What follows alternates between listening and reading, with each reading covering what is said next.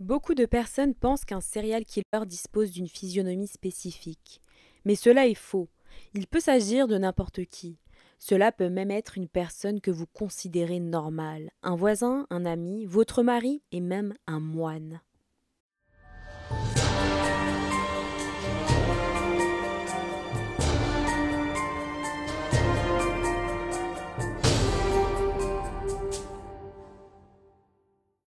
Juan Carlos Aguilar Gómez est né le 7 septembre 1965 à Baracaldo, une ville située au Pays Basque, en Espagne, plus précisément à Bilbao. Il était l'un des 5 enfants de Severina et Abdeslam Gómez. Il n'y a aucune source qui puisse expliquer ou raconter son enfance. Mais ce que nous savons est qu'il prenait exemple sur son frère aîné, José Luis. Il y a eu une grande influence sur lui depuis les 10 ans de Juan. José Luis s'est toujours distingué au sein de sa famille. Grâce à son intelligence, il était agile et principalement pour ses facilités dans le sport. Alors, quand il a commencé à pratiquer les arts martiaux, Juan lui a demandé de lui apprendre ce sport. Mais José, étant une personne exigeante, prenait très au sérieux les entraînements de Juan.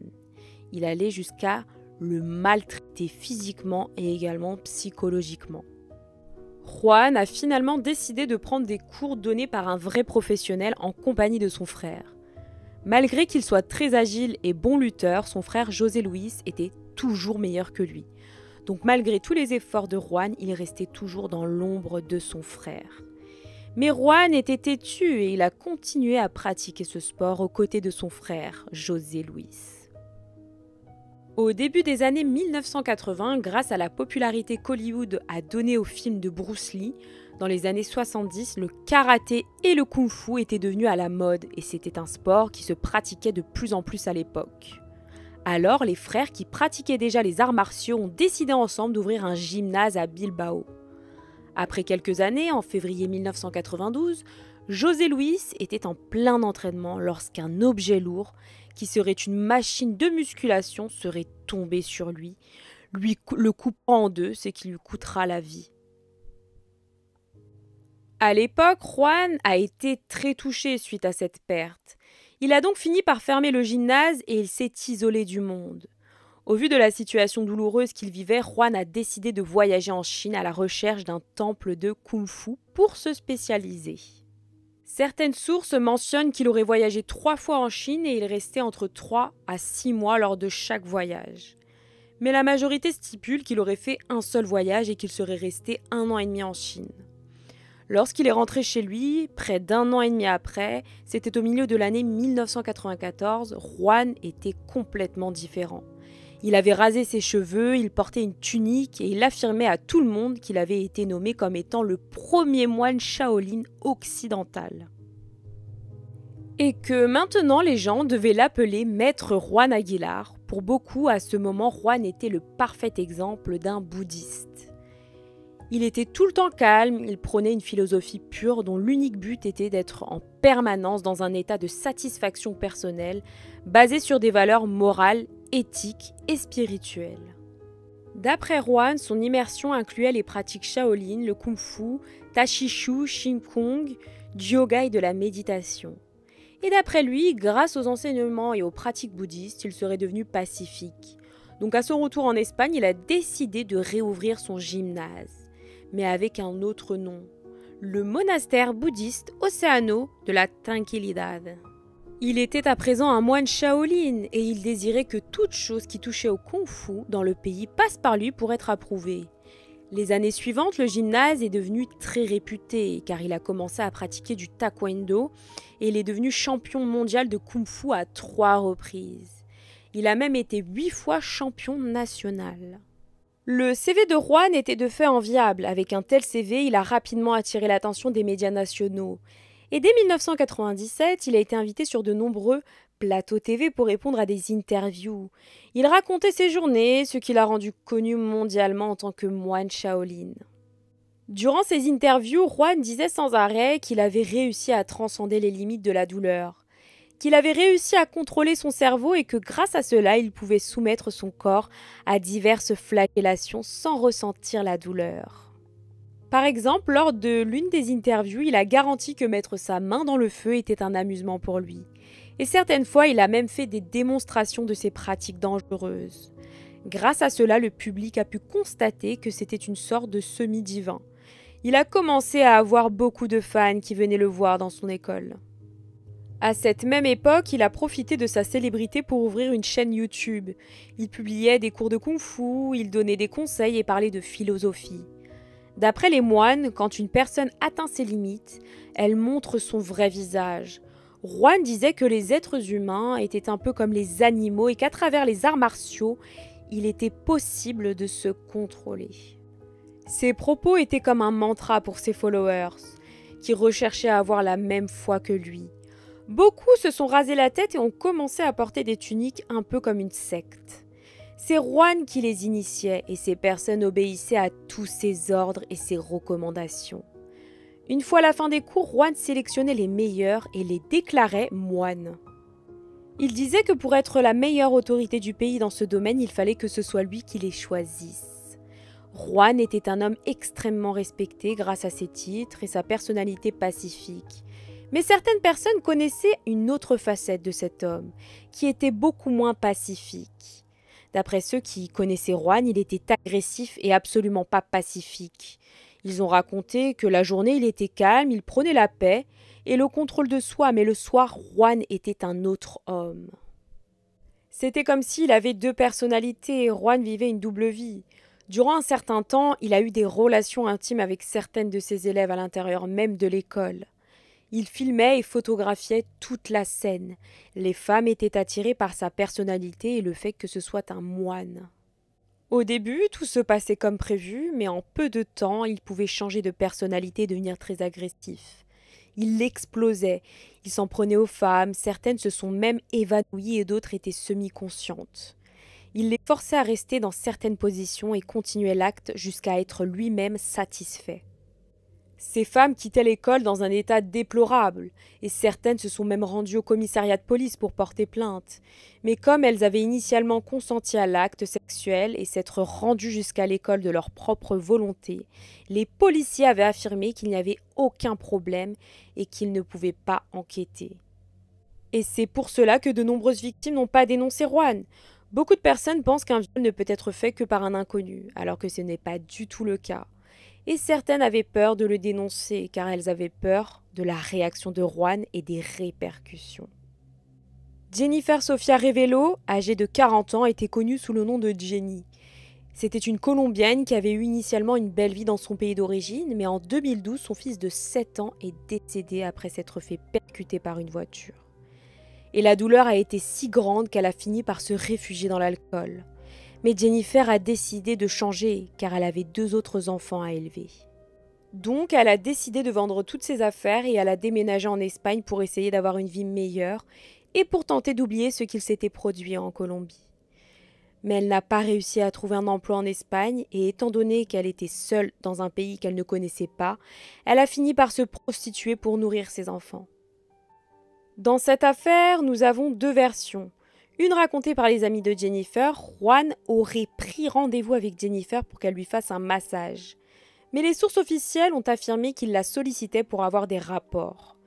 Donc, le 25 mai 2013, elle s'est rendue au sein de l'école et elle a eu des relations consenties avec Juan. Mais une fois terminée, il l'a attrapée et l'a attachée sur un pilier, puis il a commencé à la frapper en usant de ses arts martiaux. Il faisait quelques pauses pour prendre des photos. Durant de nombreuses heures, Juan a lâché sa rage sur Jennifer jusqu'à ce qu'elle perde la vie. Après cela, il l'a découpée en 4 morceaux qu'il a mis dans des sacs plastiques verts. La première partie, il l'a cachée dans le plafond du gymnase. La seconde partie, il l'a brûlée. Et la troisième partie, il l'a emmenée chez lui et l'a conservée dans son jardin. Et la dernière partie, il l'a jetée dans un lac. Les jours suivants, Juan a agi comme si rien ne s'était passé. Il a donné des cours dans son école où l'un des sacs se trouvait et personne n'a rien remarqué. Il continuait à faire preuve de tranquillité et de sérénité. La seconde victime de Juan était une femme nigériane se nommant Maureen Ada Otuya, âgée de 29 ans. Elle avait déménagé en Espagne depuis peu en laissant sa famille dans son pays natal et tout l'argent qu'elle gagnait, elle l'envoyait à sa famille. Maureen était la plus grande de la fratrie et donc elle se sentait responsable et se devait d'aider sa famille. Et étant donné qu'elle n'a pas réussi à trouver un emploi fixe, elle a également décidé de se prostituer pour pouvoir aider sa famille qui était dans le besoin. Donc, le 2 juin, 8 jours après le premier crime, Juan a sollicité les services de Maureen qui s'est rendue à l'école de Juan. Ils ont eu des relations consenties, mais encore une fois, après le rapport, Juan a immobilisé Maureen avec une corde et a commencé à faire la même session sadique qu'il avait fait avec Jennifer. Mais durant l'une des pauses que Juan prenait pour faire des photos et se reposer, Maureen avait réussi à se libérer des cordes et s'est mise à courir en direction de la sortie, mais le portail était fermé. Il était très tard, Maureen criait pour que quelqu'un vienne l'aider et une femme passait par là et l'a vue et a entendu ses hurlements. Ce témoin a immédiatement appelé la police et elle a raconté en détail tout ce qu'elle avait vu. D'après elle, pendant que cette femme demandait de l'aide au portail de l'école, un homme blanc l'aurait tirée par les cheveux et lui donnait des coups puis l'a traînée à l'intérieur.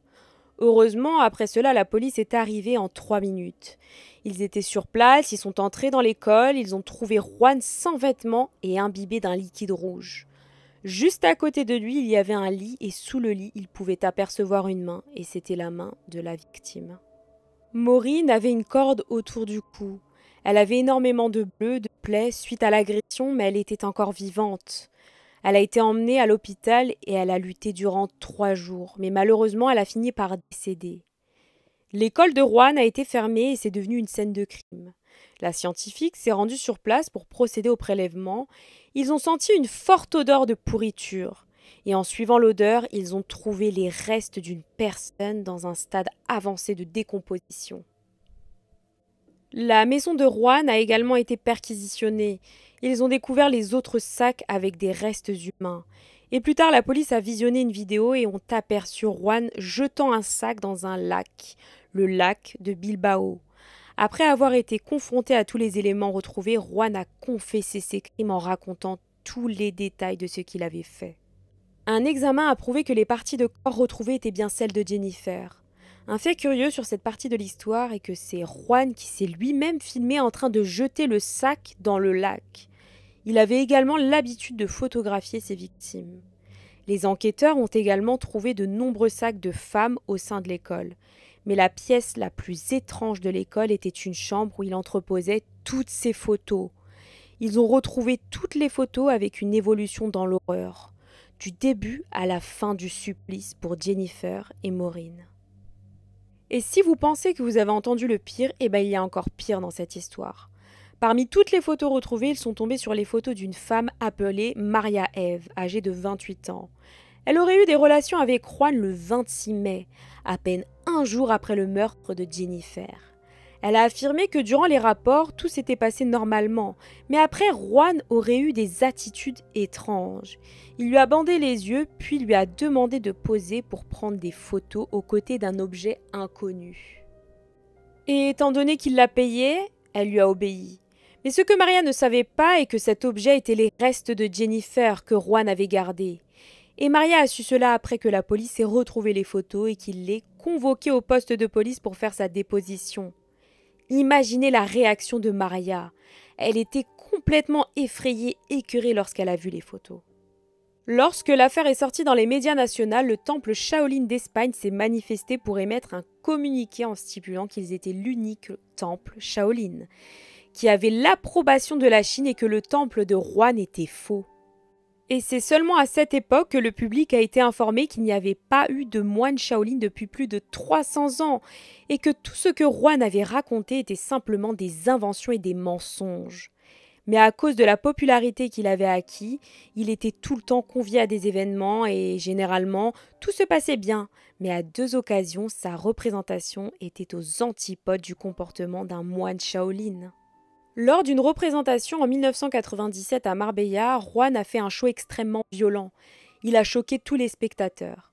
Et en 2000, il avait été embauché par le conseil municipal pour faire un spectacle en 3 parties. Et que la dernière devait être une démonstration avec un haut niveau de contrôle. Il devait pointer une lance vers son cou et devait mettre l'autre bout contre une voiture. Juan a fait des demandes extravagantes au cas où il lui arriverait quelque chose. Il a demandé des camions de secours, des ambulances, des policiers et des agents de sécurité. Juan a donc fait les 2 premières parties, mais la dernière, la plus attendue, il a finalement refusé de la faire en affirmant que le sol était tordu et que les éléments n'étaient pas à la bonne place, ce qui compromettait l'énergie du lieu, et à cause de cela, les conditions n'étaient pas bonnes pour pouvoir faire cela, et que sa vie était en danger.